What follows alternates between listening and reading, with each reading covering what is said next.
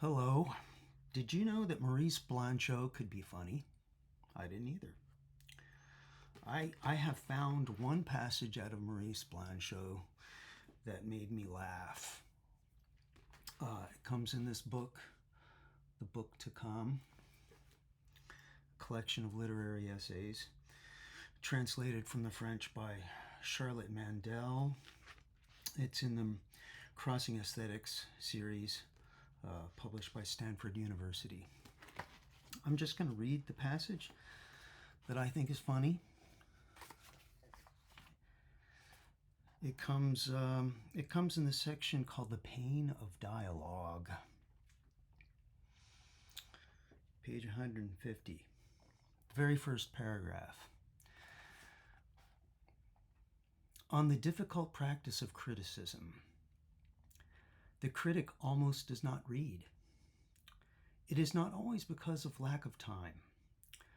It is that he cannot read while he's thinking only of what he has to write.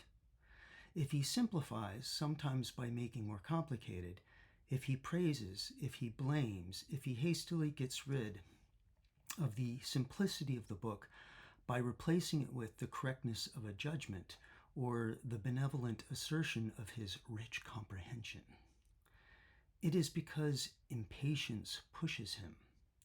It is because, being unable to read a book, he must have not read 20, 30, and many more. And because this innumerable non-reading that on one hand absorbs him, on the other eludes him, inviting him to pass always more quickly from one book to another, from a book he scarcely reads to another he thinks he has already read, in order to reach that moment when, having read nothing of all of these books, he will perhaps clash with himself in the lack of anything to do that might finally allow him to begin to read, if he had not long ago, in his turn, become an author. That's the passage I find funny, and I'm not going to explain the joke, because that would be even funnier in a pathetic way. But I jotted down a few notes. I'm going to talk around this passage without explaining why I think it's funny. I will say that, as this suggests, I'm surrounded by books. This is one of my bookshelves. I have many other bookshelves. Bookshelves that I have built myself out of salvaged wood.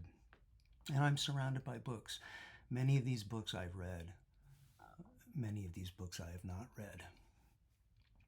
Like many people who loves books and has a lot of books, I am sometimes haunted by that feeling that I should read more. And then I shake my head at the silliness of the notion that you should do something that you supposedly love to do. Well, if you really want to read a book, you're going to read a book. It's silly to sit there and think that you should read a book for whatever reason. Read it or don't read it. But the other thing I want to talk about is that I'm obsessed with the books that I am writing. I'm not a critic, but I'm obsessed with the books that I'm writing. The books that I'm most interested in are the books that I'm writing. And as kind of an addendum to this Blanchot joke, I'm not going to look it up right now, but elsewhere he says that the writer cannot read the book that he's writing. I don't know if I agree with this idea, but Blanchot does say it, that the writer in the writing of his book cannot read it. And so you have this ridiculous situation of a person most obsessed with the book that he's writing, and so obsessed with it that he doesn't read anything. And he's not even reading the book that he's writing.